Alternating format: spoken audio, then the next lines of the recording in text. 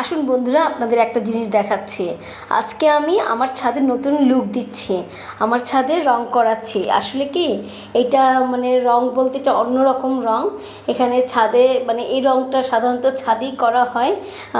মানে মাঠে দেখা যায় যে যারা আসলে খেলাধুলা করেন, মাঠ থাকে, সেই মাঠেও এই রঙগুলো করা হয়। আর আমি আমার ছাদে সেই রংটা করছি। আসলে দেখা যায় আমরা বেশিরভাগ সময় কিন্তু ছাদে আড্ডা দিয়ে থাকি, যেমন রাতে বেলা তো বাচ্চারা খেলাধুলা করে ছাদে। তো আমি চিন্তা করেছি ছাদটাকে আমার একটু সুন্দর এবং পরিপাটি করতে হবে।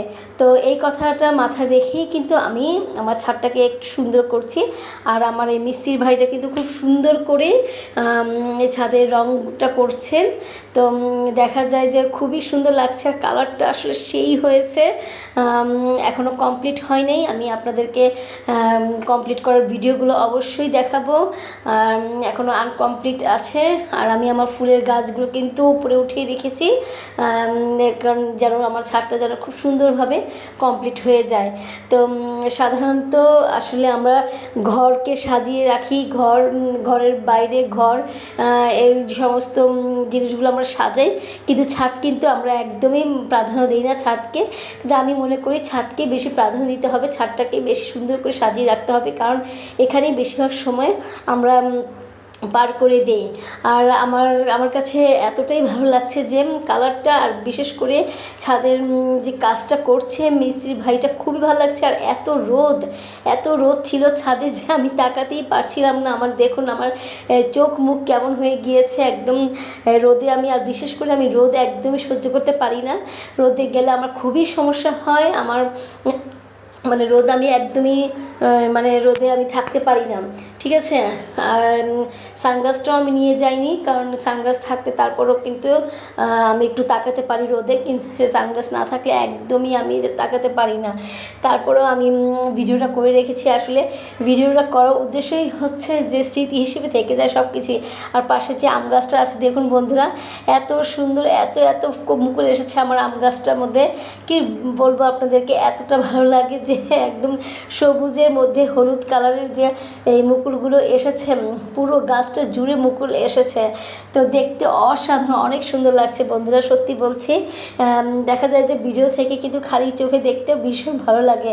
আর আমার গাছগুলো দেখুন কেমন মরে আছে, কারণ এখানে কাজ করছে, তাই আমি দুদিন যাবৎ আমি পানি দিতে পারছি না।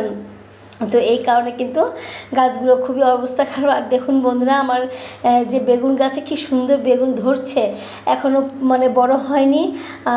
যখন বড় হবে অবশ্যই আপনাদেরকে আমি শেয়ার করব, আবার শেয়ার করে দেখাবো। তো সব মিলে কিন্তু আমি আমার ছাদে একটু বেশি সময় বের করি। আর বিশেষ করে বিকেলবেলা কিন্তু আমার ছেলেরা খুব খেলাধুলা করে এবং ছেলেরা ছাদেই আড্ডা দিয়ে থাকে। আর সাধারণত ছেলেরা যখন বড় হয় তখন বাইরে আড্ডা না দিয়ে কিন্তু ছাদে আড্ডা দিলে কিন্তু ভালো না, নিজের বাড়িতে থাকাটাই ভালো, তাই না? কারণ ছেলেপেলে বড় হয়ে গেলে ওরা বাইরে যাওয়ার একটা যে আলাদা আগ্রহ থাকে, সেই আগ্রহটা কিন্তু বাদ হয়ে যায় যদি নিজের বাড়ির উপরে যদি কেউ কোনো একটা ভালো একটা স্পেস পায়, এখানে যদি আড্ডা দিতে পারে, তাহলে কিন্তু খুব ভালো। দেখা যায় যে আমি মনে করি যে ছেলেপেলে বড় হলে অবশ্যই বাইরে যে একটু আড্ডা দিয়ে থাকেন এবং বন্ধুবান্ধবের সাথে মিশে থাকেন, আমি মনে করি সেই বন্ধুবান্ধবগুলো আমার বাসাতেই আসুক, ঠিক আছে? আমার বাসাতেই আসুক, আমার বাসাতেই আড্ডা দেখ। আর আমার ছেলে যেন অন্যের বাসায় না যায় এবং অন্যের সাথে যেন রাস্তায় ঘোরাঘুরি না করে, সেদিকে আমি আসলে বিশেষ করে এই খেয়ালটা করে থাকি। আর আমি মনে করি এটাই আসলে করা উচিত। তো যাই হোক বন্ধুরা, আমি মিস্ত্রি ভাইটাকে অনেক ধন্যবাদ জানাচ্ছি যে সে অনেক সুন্দর করে অনেক কষ্ট করছেন আমাদের এই ছাদের জন্য।